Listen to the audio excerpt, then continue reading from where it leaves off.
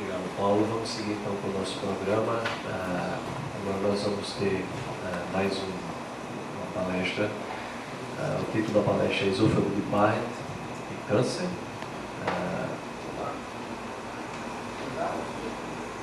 Essa palestra vai ser ministrada pelo Dr. Rubens Salom, da Universidade de São Paulo, professor livre docente. Pode ficar à vontade. Fala do que quiser. Na verdade, eu recebi o convite para falar de câncer gástrico. Eu queria agradecer em meu nome, em nome do Serviço de Cirurgia do Esôfago do Hospital das Clínicas, a oportunidade de estar conversando com vocês sobre essa questão especificamente. E nós temos dois temas que eu vou colocá-los na sequência, que é o tratamento cirúrgico do adenocarcinoma da carga. O tema que tinham me pedido era muito pontual, era gastrectomia ou esofagectomia nos tumores B2, nos tumores Sievert 2, que é o adenocarcinoma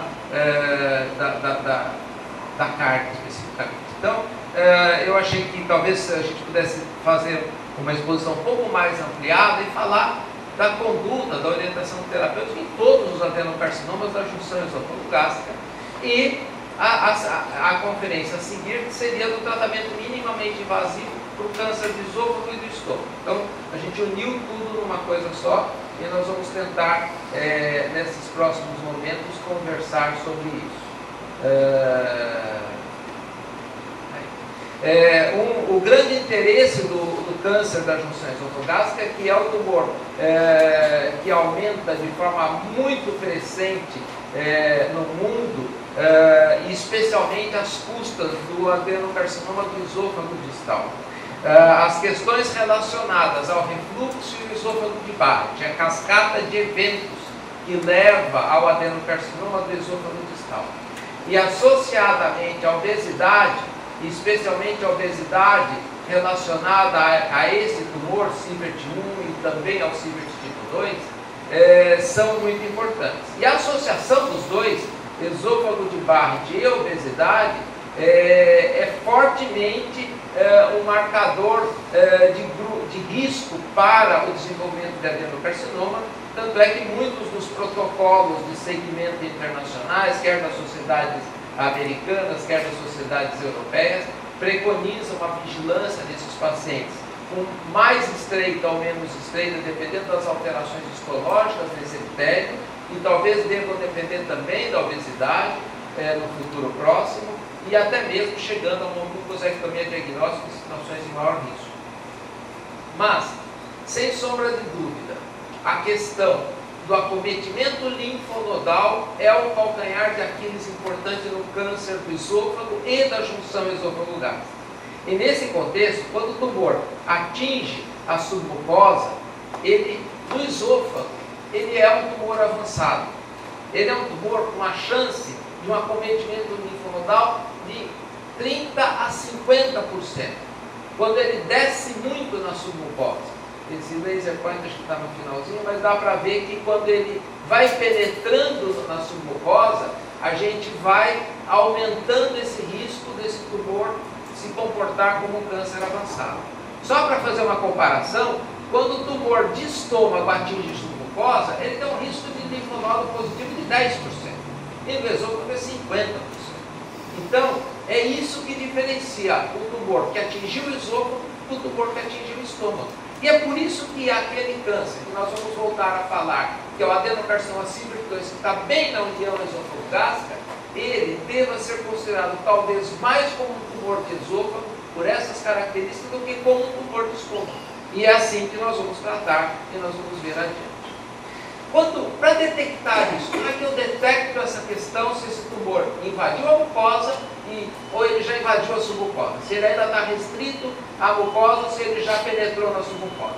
A ecoendoscopia tem uma acurácia bastante expressiva nessa determinação e também de acordo com a experiência do cirurgião. A maior parte dos tumores endoscopicamente parecem superficiais, mas muitos desses que parecem superficiais pela ecoendoscopia já são avançados, porque entraram já, perfuraram a muscular da mucosa. E no Barrett especificamente, que vem sendo muito descrita a duplicação da muscular da mucosa, essa perfuração da muscular da mucosa profunda é que está associada a maior acometimento linfonodal.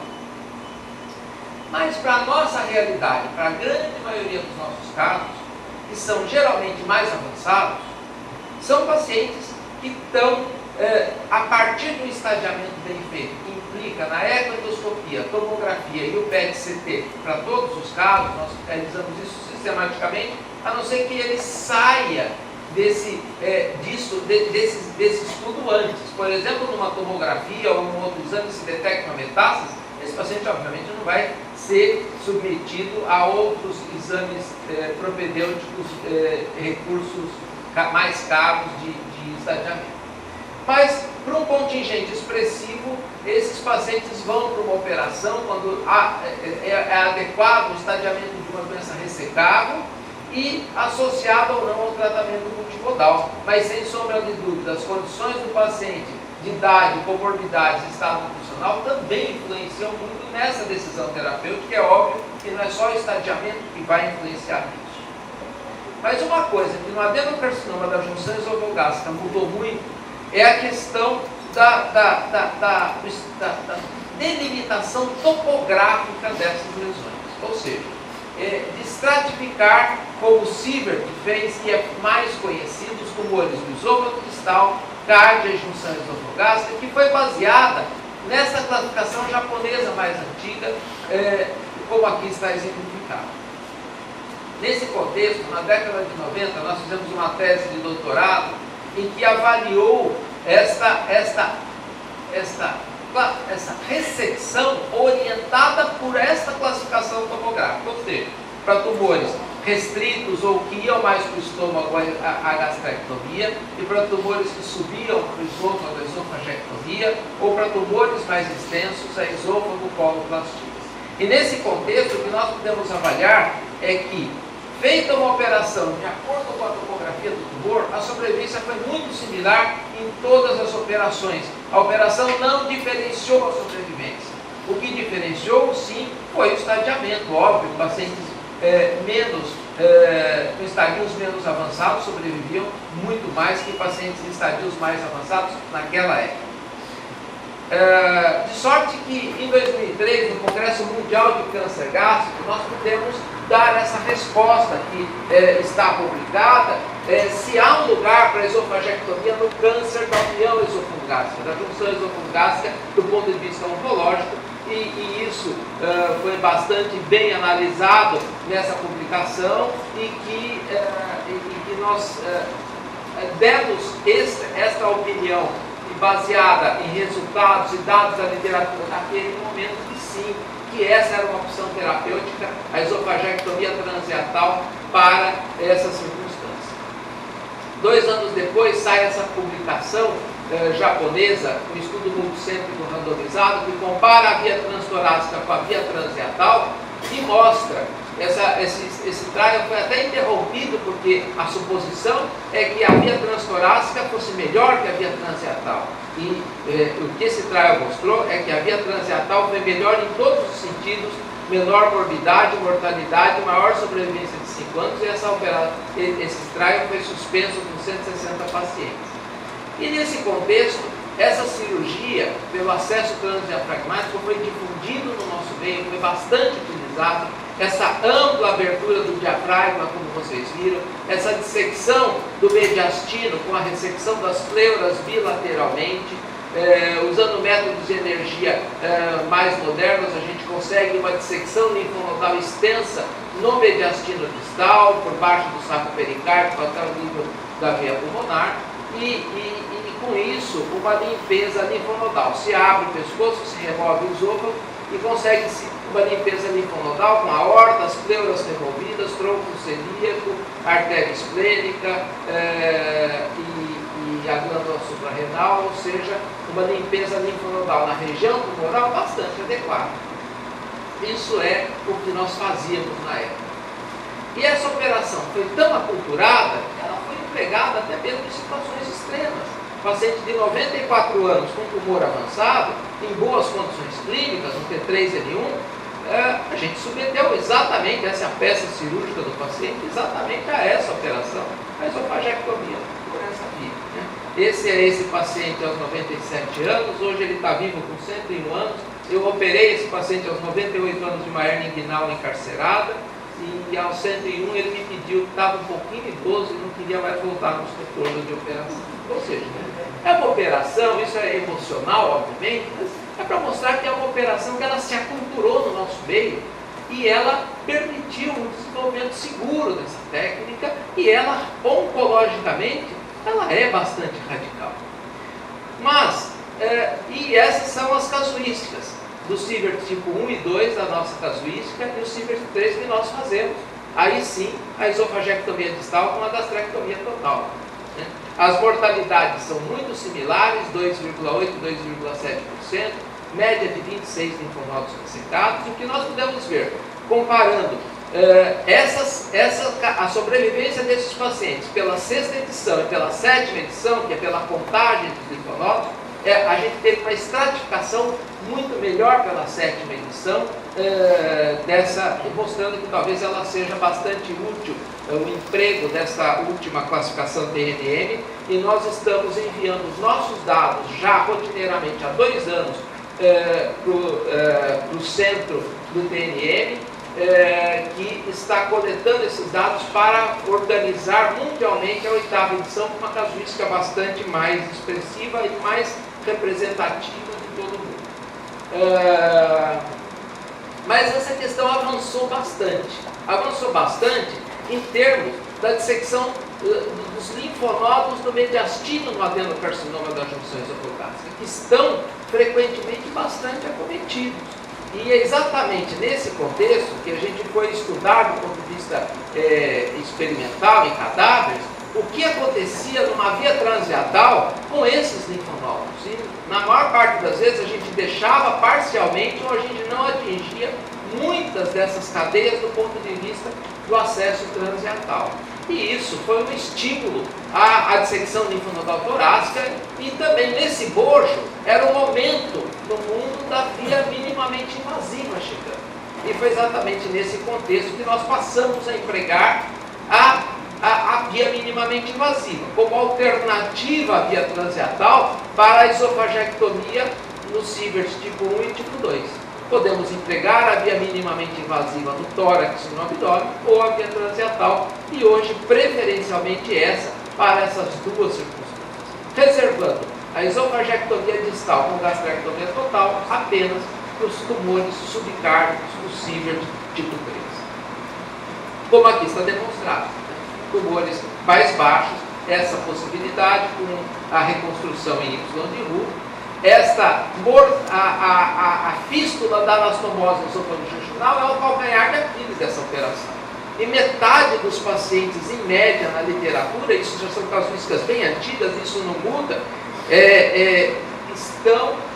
morrem quando tem essa fístula. É uma fístula muito morta, e a mortalidade decorre dela, geralmente, né? Obviamente, você fazendo fístula, fazendo anastomoses mais baixas, quer dizer, não precisando subir tanto no esôfago, e isso é operar o Sievert tipo 2 da outra forma, e fazendo uma anastomose cuidadosa, etc., com vários passos técnicos. Essa é uma casuística nossa, de mais de 100 operações consecutivas, na época que eu estava no Hospital Hacem Camargo, e mostrando uma mortalidade de 0 e uma fístula também, uma ausência de fístula numa série grande de casos, mostrando que tecnicamente bem cuidada e bem indicada é uma operação relativamente bastante segura.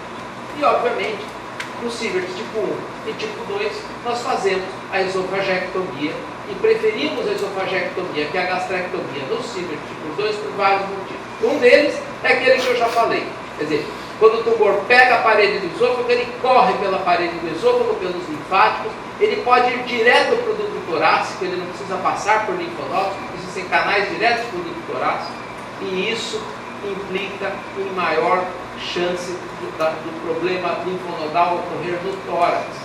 E esse é um dos motivos linfonodais. Isso está bem especificado nessa casuística do próprio professor Siever, em que ele mostra que esse acometimento dos linfonodos do mediastino inferior é expressivo e do mediastino médio é expressivo. E talvez você fazer uma esofagectomia, você limpe mais cadeias acometidas do que fazer uma gastrectomia, deixando cadeias em percentual mais expressivo. Outra questão é a questão de uma margem exígua que precise ser totalizada, congelação positiva, ou mesmo você ter uma recidiva local. Esse tipo de recidiva numa esofagectomia distal é muito maior do que este tipo de problema após uma esofagectomia com gastroplastia, que na verdade não foi neste único caso que nós tivemos uma situação de acometimento, mas sim um segundo tumor primário, porque as margens eram bastante distantes e isso acontece. Um segundo tumor primário 4 anos depois. A outra opção é muito morna, que é tirar o esôfago e tirar o estômago. Hoje, essa operação, na década de 80, ela era o carro-chefe na década de 80 dos tumores das junções esofalogástricas, preconizada por pessoas como Siebert, Demister, Moreno Gonzalez. Então todos esses, nessa época, nos anos 80, preconizavam, em 90, preconizavam essa operação. Era o gold standard do tratamento do câncer das junções esofagásticas. O que se viu é que a mortalidade é muito expressiva, especialmente acima dos 70 anos, que essas arcadas do colo são todas interrompidas. Ela é muito mórbida e ela causa problemas muito graves. Então, ela foi sendo uma operação cada vez mais restrita. Eu estava numa mesa há uns 10 anos atrás com o próprio professor Siever em Guayaquil, e estávamos falando do mesmo tema da experiência europeia e da experiência sul-americana. E o que o Dr. Siever falou é o seguinte: essa operação, que já foi a operação gold standard minha, hoje preenche menos de 3%, na verdade 2,3% das indicações para o adenocarcinoma da junção esofagástrica, ou seja, é uma operação decisiva. E veio o momento das esofagectomias mais ampliadas por acesso minimamente invasivo, preconizando uma maior dissecção linfonodal com uma menor morbidade. E esse é o tema dessa segunda parte da apresentação do segundo item. Essa questão, na verdade, ela foi progredindo no nosso grupo desde os anos 2000. Nós começamos a fazer o acesso minimamente invasivo, como a gente faz a cirurgia aberta no tórax, depois fomos passando por uma posição híbrida e hoje numa posição bastante bem aculturada, já uma posição prona, com flexões que permitem um acesso a todos os campos torácicos, a parte alta, média e baixa, e aqui a distribuição dos trocárteos do tórax. Hoje a gente usa câmera de 5 milímetros que a gente pode mobilizar por todos os portos, então isso facilita ainda mais esse tipo de acesso e esse tipo de dissecção.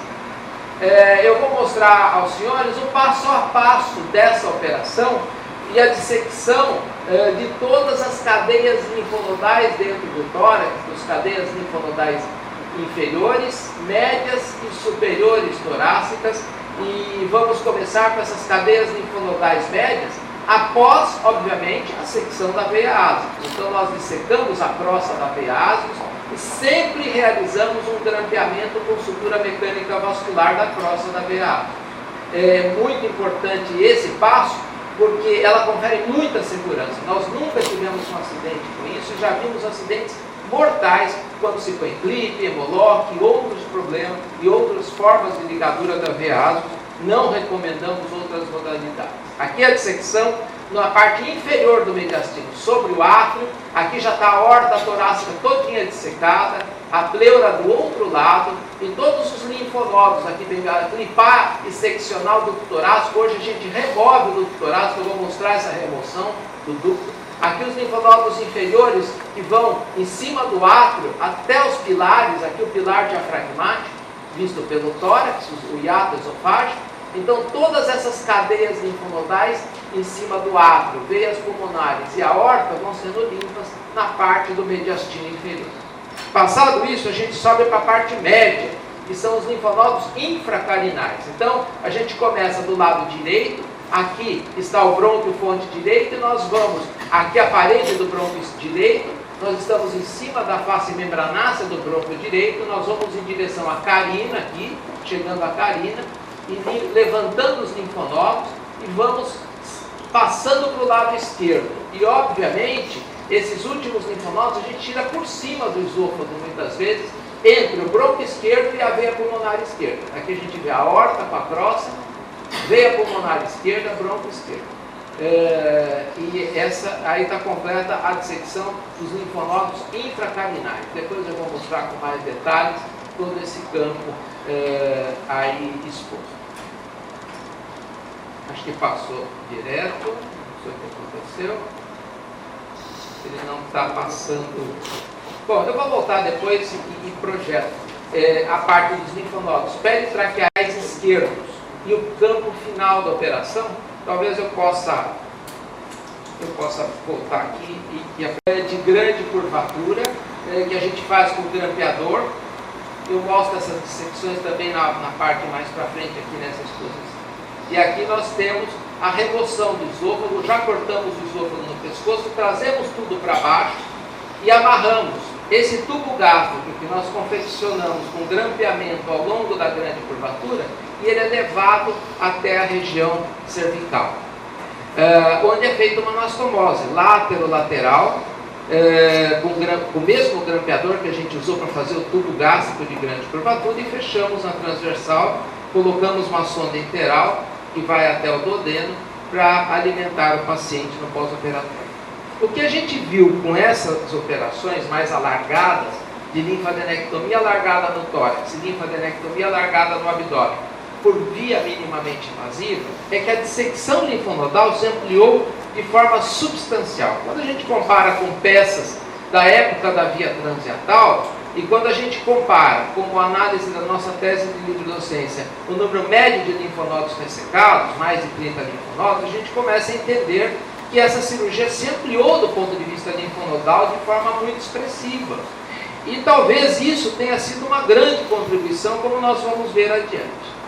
Quando a gente compara, e essa é uma meta-análise muito interessante, que compara a remoção linfonodal pela via aberta e a via minimamente invasiva, tema da segunda apresentação.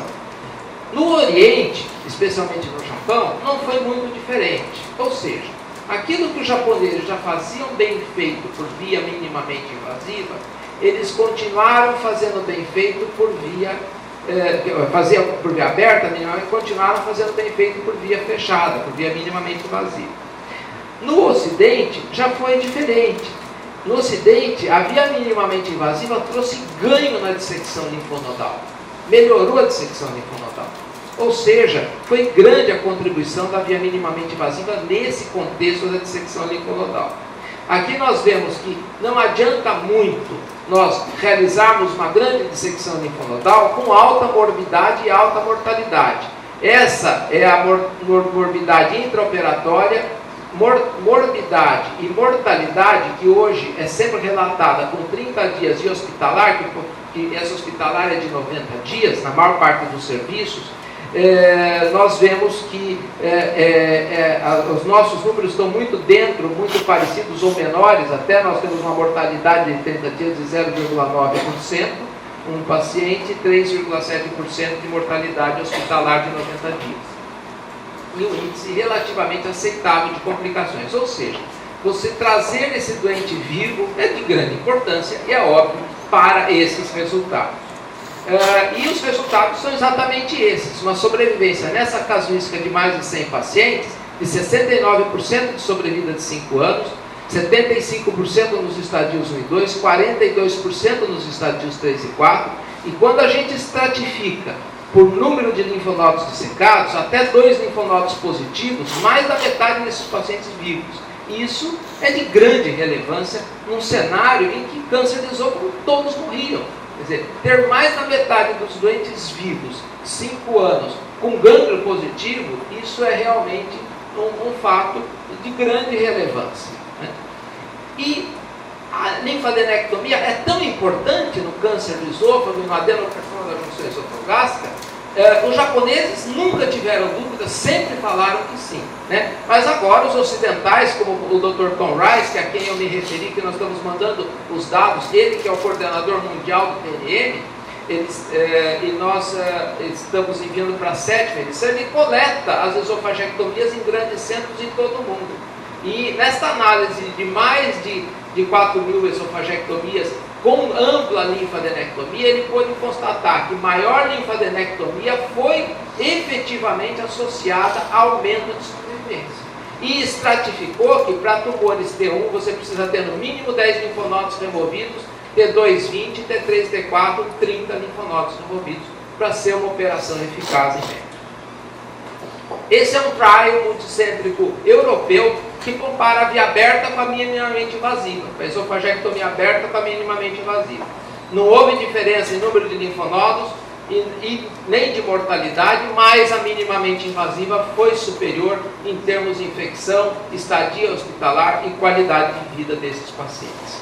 No Japão, o professor Takeuchi, da Keio University, fez esse grande inquérito nacional japonês, com mais de 5.000 esofagectomias só de centros que fazem cirurgias alargadas linfonodais, e mostrou que, para alguns casos, a via aberta é melhor, para outros, a minimamente invasiva é melhor, para a maioria elas são muito similares. Ou seja, mais uma vez, no Japão, o que eles já faziam bem feito por via aberta, continuaram e estão fazendo por via minimamente invasiva. São mais de 1.700 operações minimamente invasivas num país que era, até muito pouco tempo, reticente com a via minimamente invasiva para o câncer, né? Quando nós tivemos a oportunidade de falar naquele universo sobre essa questão da toracoscopia nos procedimentos esofágicos, num simpósio lá no Japão, a gente pôde constatar que a maior parte dos cirurgiões de peso do Japão que tratam de câncer do esôfago, aqui estão representados o professor Kitagawa, Ando e o Takeuchi, a quem me referi, que são da Keio University, o professor Udagawa do Toronamon Hospital, o chefe do Toronamon Hospital, o sucessor do Akiyama, o professor Kawano do Medical and Dental School. Todos eles estavam fortemente aderidos ao acesso minimamente invasivo na dissecção linfonodal do câncer de esôfago. E são primorosos naquilo que eles fazem, como isso ocorre frequentemente. Esse aqui é o cenário do tratamento do córtico no abdômen. Instalamos o equipamento, os 3 braços do tórax, e a gente opera, depois de todo bem posicionado, a gente opera num console apenas com auxiliar, colocando o material por esse corpo. Nós realizamos essa operação de uma forma sistemática. Aqui está o procedimento, um braço mecânico auxiliar, aqui a secção da veia ásicos. Esses braços móveis e articulados, eles permitem essa dissecção apurada. Vocês viram a fixação da veia ásicos na parede torácica, aqui a dissecção do duto torácico ao longo da parede da aorta todinho. Vamos clipar o duto torácico aqui embaixo e nós vamos remover o duto torácico. Aqui da parede da aorta, a gente remove o duto torácico todinho. Por acaso esse filme é da esposa de um colega aqui da Santa Casa de Maceió, que eu operei há pouco tempo atrás. Essa cirurgia sangrou menos de uma gaze, essa gaze entrou seca e saiu seca do campo operatório. Aqui a gente tem todos os passos técnicos dessa dissecção. É uma outra modalidade, um outro conceito de operação, com articulações e uma visão 3D que nós não estamos vendo aqui, mas quando está sentado no console você vê tudo em 3D e facilita de forma absurda essa operação. Então nós temos aqui a traqueia, o bronco direito, o bronco esquerdo, carina dissecada, arco aórtico todo dissecado, veia ásicos ligada, etc. Então toda a linfadenectomia torácica realizada. E aqui está o esôfago, e nós podemos depois fazer também o tempo abdominal. Hoje a gente tem mais de 20 casos, segunda-feira tem um, nessas próximas semanas temos 4 marcados, e é uma via que entusiasma, que ela muda algumas coisas na dissecção. Aqui é a confecção, a liberação da grande curvatura, a gente levanta o estômago e hoje a gente não levanta mais o estômago, isso que a gente está fazendo aqui de levantar o estômago para operar por baixo, a gente não faz mais, a gente secciona o estômago, faz o grampeamento e depois vai dissecar. Aqui a gasca posterior, não é o tronco celíaco ainda. Aí esse levantamento do estômago a gente já mudou na operação e apresenta o tronco celíaco, a gente vai dissecar aqui no platô pancreático, aqui está a artéria hepática e a esplênica e o pâncreas, e a gente tira todos os linfonodos e deixa esqueletizar da artéria hepática e esplênica, liga a veia gástrica esquerda, depois a gente liga a artéria gástrica esquerda, vai removendo essas cadeias linfonodais para o tórax. Aqui, ó, a articulação do braço, como permite uma dissecção cuidadosa da artéria gástrica esquerda junto ao tronco celíaco. Aqui está o tronco celíaco, a artéria hepática, e a ligadura com hemolocks. Essas pinças articuladas permitem dar nó com uma facilidade muito grande, permitem suturas, então a gente pode ligar simplesmente, em vez de colocar clipes, e isso facilita enormemente essa dissecção. Esse grampeamento que antes a gente fazia, depois a gente faz no primeiro tempo, antes de começar essa dissecção. Por essa via a gente completa a dissecção em direção à artéria hepática e acaba de remover todos os linfonodos do tronco celíaco, da forma como a gente faz aberta, da forma como a gente faz por vídeo. Aí vai o grampeamento do tubo gástrico de grande curvatura, um tubo gástrico estreito de grande curvatura, e nós vamos grampeando sucessivamente, são 7, 8 grampeamentos de 60 milímetros, que permite fazer um tubo gástrico bem extenso ao longo de toda a grande curvatura gástrica e vai de uma forma bastante adequada subir até a região cervical. Nesse momento o tempo cervical já foi feito, o esôfago cortado e seccionado no pescoço, e aí nós terminamos essa dissecção encontrando, depois que secciona o estômago, a gente encontra as duas dissecções, a dissecção que veio do tórax com a dissecção que veio do abdômen, e puxa o esôfago e todo aquele mar de linfonodos para a cavidade abdominal, coloca isso tudo num saco plástico, leva esse estômago até a região cervical, onde é feita aquela anastomose, como a gente mostrou para os senhores. Vocês veem que nós temos de 30 a 60 linfonodos ressecados com esse padrão de operação. A transfusão sanguínea nessa operação foi 0 em todos os casos, nos 20 casos. Nenhum paciente tomou sangue durante a internação hospitalar. São recursos. São os estudos de funções otorrinolaringais, a gente tem, apesar das várias opções, uma concentração maior, na maioria dos grupos, entre o cross-trial e o medical trial. A gente termina sempre as duas opções mais utilizadas, a radioquimioterapia pré-operatória e a quimioterapia perioperatória. A gente tem agora em andamento um estudo europeu que está comparando diretamente as duas opções,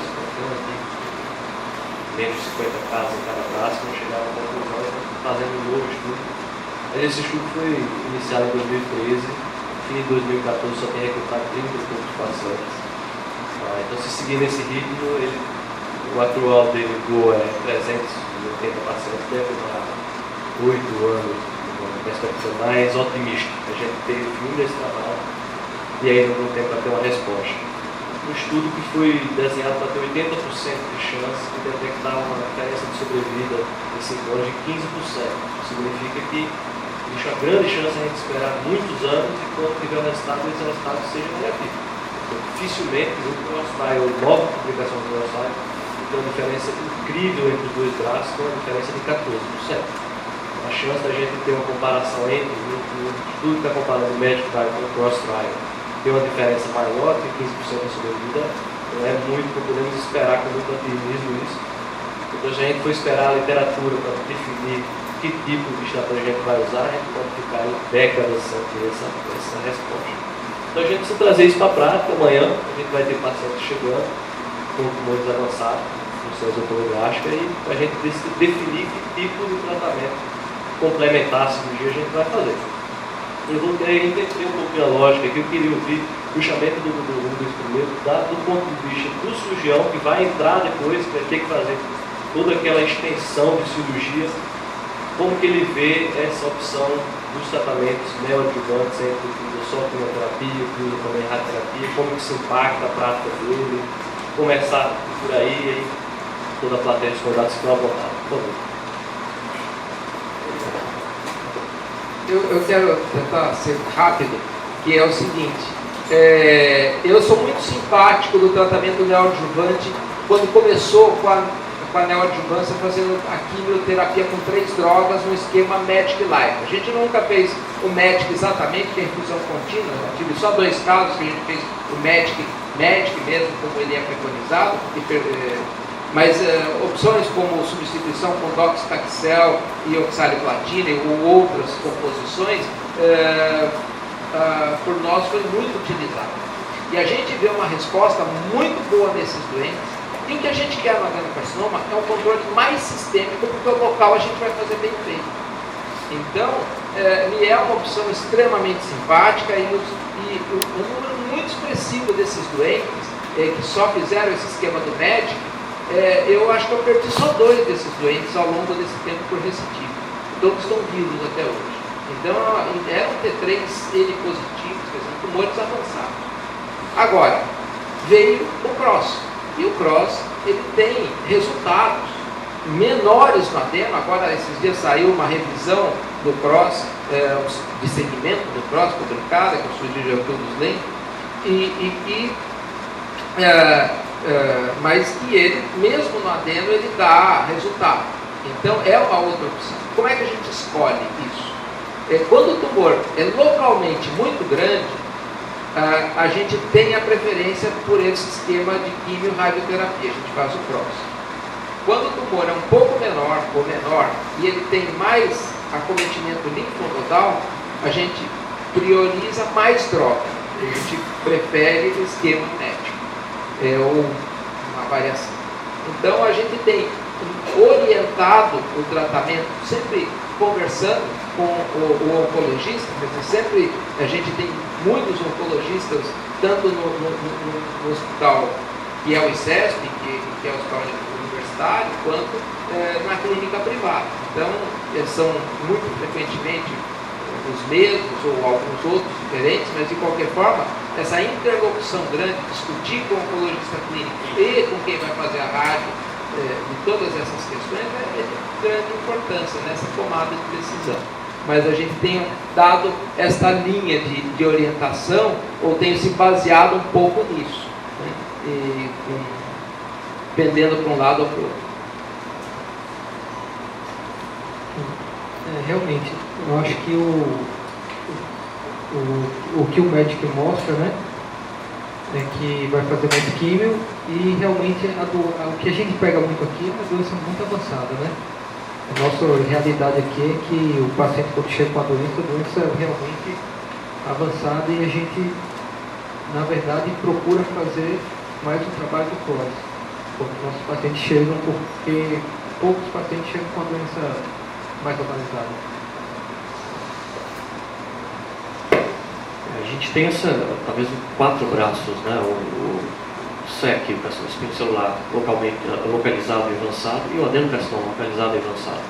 E os estudos acabam misturando um pouco essas duas questões. Talvez a gente, nas lesões iniciais realmente bem estadiadas, acho que a nossa preferência é sempre por iniciar com a cirurgia, mas o conceito é assim: se você não tem como estadiar a perfeição, saiba que ter uma cirurgia depois, que é um R1 ou um R2, é um pior cenário que a gente pode é quase desastroso. A gente vê até no NCCN, eles sugerem que coloquem protocolo clínico, porque o segmento disso realmente é bem complicado. Então, se a seleção inicial for bem adequada numa doença inicial, acho que a cirurgia vai muito bem, e nos avançados a gente tem uma tendência de fazer a neoadjuvância combinada. Aproveitar aqui o Dr. Rodrigo, então, mostrou na aula o histórico da radioterapia para os tumores de túmulo, descendo da dose radical de mais de 60 grays, uma dose basilar de 50 grays, com estudos randomizados mostrando que isso era seguro. E quando surge o CROSS-TILE, ele vem com a dose 41, uma dose estranha, né, para a gente da radioterapia.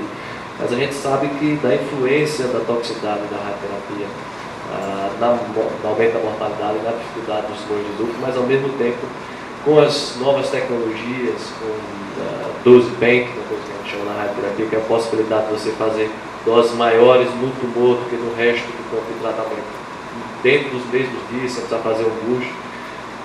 Com tecnologia você faz isso de forma muito fácil. É muito fácil você dar 45, dar até 50 no tumor e 41 ali no CTV. Uma coisa que eu não vi ninguém fazendo, mas muitos já se disseram coçar a mão e a cabeça pensando nesse tipo de coisa. Quer saber se você já pensou sobre isso, tem essa coisa. E também sobre a questão da limitação de alvo. Na prática você insiste com o grupo de endoscopia para que clipe todos os pacientes. A gente sabe que há uma dificuldade só com tomografia, você usa PET. O que é que você faz na prática para reduzir o campo à medida que você tem uma melhor definição da imagem? Quanto ao cross-trial, realmente é uma surpresa. A gente estava habituado aos 50 grays clássicos e de repente vem um trial fortemente positivo com 4.140. Né? Talvez é pela combinação de drogas, né? Cartaxol são mais interessantes do que o que se fazia antigamente. Então, isso abre uma nova perspectiva para a gente e é muito interessante, porque com essa dose baixa, 4.100 centigraus, 440, está dentro do ambiente até do 3D. A gente pode fazer isso com segurança, mínima toxicidade. Ou quando para tratamento neoadjuvante, a gente pede para o endoscopista, ele coloca o clipe proximal e terminal. Isso já dá uma boa definição para a gente do volume alvo, porque na tomografia é difícil de se identificar com precisão. Quando é possível, a gente faz o planejamento com o PET. Os softwares hoje, eles fundem qualquer coisa com qualquer coisa, impressionante. O paciente está com o braço para cima no PET, está com o braço para baixo na tomografia, os softwares hoje eles já fazem a fusão e fica perfeito. É impressionante essas novas versões do que fazem. Então, quando existe o PET, basicamente é só trazer o CD em formato DICOM, a gente importa e faz a fusão junto com a tomografia de planejamento, então a precisão fica muito maior. Então, realmente, você reduz a quantidade de tecido normal sendo irradiado, o cross-trial é bem limitado, são 5 centímetros cranial, caudal, não tem mais nada além disso, a estação linfonodal adjacente, não tem nada profilático, fossa supraclavicular que a gente fazia, não tem mais nada, é só aquela região. Então, assim, ficou mais simples, ficou mais acessível e, pelo que mostraram, a combinação ficou muito eficiente. E na plateia?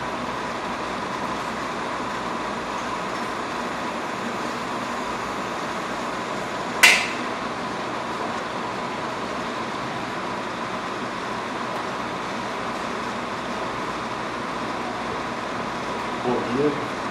Primeiramente, eu gostaria de parabenizar ao esposo todos pela brilhante apresentação que ele fez.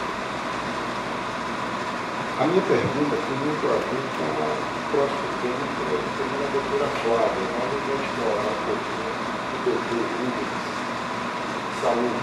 A minha pergunta é relacionada à quimioterapia neoadjuvante para o tumor gástrico. Pelo que eu entendi, ela estaria. O senhor é muito simpático, o grupo é muito simpático, a quimioterapia neoadjuvante do tumor gástrico. Mas eu estendo a minha pergunta para o câncer gástrico no geral. O que se faz hoje no câncer gástrico avançado na USP? Porque é o tumor mais frequente, 70% dos cânceres gástricos diagnosticados por nós são cânceres gástricos avançados. Existe vantagem de se fazer a quimioterapia neoadjuvante?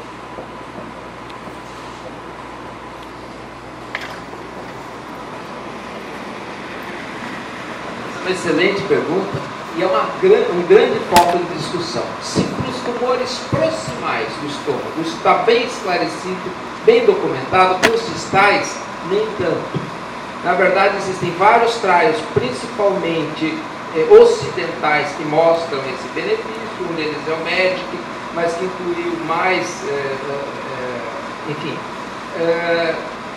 Eu tenho essa simpatia, mas o grupo de cirurgia do estômago da nossa universidade não tem uma simpatia tão grande para os tumores distais. Se a oncologia ainda fortemente quer isso, eles são um pouco reticentes, especialmente para tumores menos avançados, não fazem cirurgia de cara, mas para tumores mais avançados continuam fazendo. Um grande problema dentro deste subgrupo dos tumores distais são os tumores com células de anel de cinete. No último Congresso Mundial de Câncer Gástrico, que foi em São Paulo este ano, isso foi muito debatido e o consenso nisso é pobre, porque a resposta é baixa, é uma resposta errática, com muitas vezes progressão de doença, um forte esforço japonês tem sido feito na tentativa de manter um tratamento pós desses doentes, operar, e eles, o uso do S1, da fluoropyridina oral, no Japão é muito frequente. Quer dizer, o paciente pega no consultório do cirurgião e fica tomando 1 ano. Então, é uma coisa que é disseminada no Japão, essa questão da prática da adjuvância, né? E eles são muito reticentes. Eles falam até que o tumor com célula de anel de cinete, no futuro próximo, vai ser tratado de uma forma muito particularizada e muito diferente. Quer dizer, esse é um conceito que está vingando, pelo menos no último Congresso Mundial de Câncer de Estômago. Então, eu acho que tem muita coisa aí. Eu acho que com um tumor grande, se o dente está em boa condição clínica, eu não acho ruim fazer.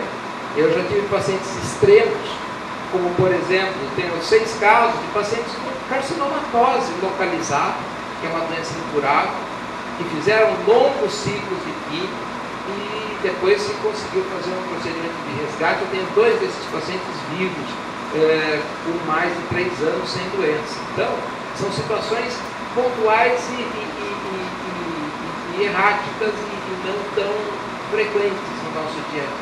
Mas no dia a dia, eu acho que é um entusiasmo menor no tumor distal, da quimio neoadjuvante, mas especialmente quando tem a situação do tumor em anel de cinete. Eu queria só complementar a questão do cross-trial, o Dr. Jan van Lanschot, que é um dos idealizadores, que é o autor, na verdade, do trial em si, do desenho do trial.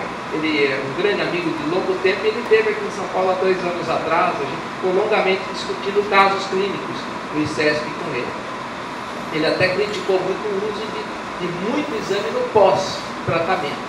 Ele falou, o pós-tratamento, o exame do pós-tratamento, que você vê que o tumor sumiu, só serve para encher a cabeça do paciente. Como ele precisa operar, a gente não faz exame nenhum depois do tratamento e já opera, porque na Holanda a gente dá muito valor ao dinheiro e a gente não fica gastando com um monte de exame.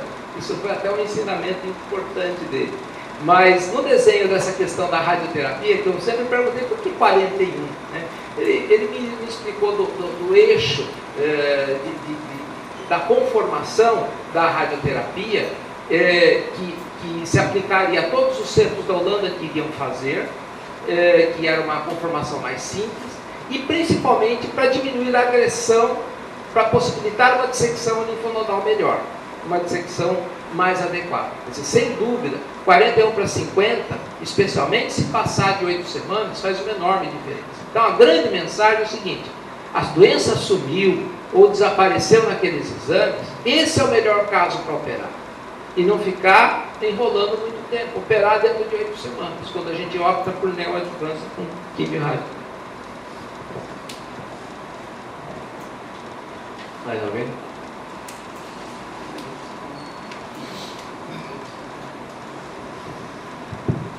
Bom dia a todos da mesa. Eu queria fazer uma pergunta para o professor Rubens a respeito da dissecção linfonodal nesses tumores de junção esofagogástrica, que a gente sabe, principalmente a parte torácica, é extremamente difícil de fazer. E eu gostaria de fazer uma pergunta a respeito, particularmente, do SIWERT3. Se o senhor faz a dissecção da mesma maneira de que para o SIWERT2, ou se limita ao SIWERT3, no caso, até a região infracarinal. Tanto para um como para o SIWERT2 se faz aquela dissecção que o senhor mostrou nos vídeos de forma brilhante. gente não sobe no mediastino. A gente não abre pleura, não sobe nada. A gente só sobe um pouco no esôfago. Então tira esses gânglios pericárdicos, cadeia 1 e 2, eventualmente um 20 que esteja por ali, mas a gente não entra no mediastino como a gente entra no 1 e 2, de forma importante. Porque, como a gente deve lembrar, ele é um tumor subcárdico, ele não pegou a parede do esôfago. Ele dificilmente sobe muito. Mas, por outro lado, existem vários grupos preconizando para esses casos, especificamente, uma dissecção mais detalhada da cadeia da esplênica e ileoesplênica. E a gente tem tentado essa dissecção com preservação do baço é de grande dificuldade técnica. Os japoneses conseguem isso bastante. A gente tem feito em casos pontuais, mas ela é extremamente difícil e trabalhosa. Então, é uma extensão lateral, abdominal mais extensa e menor no tórax.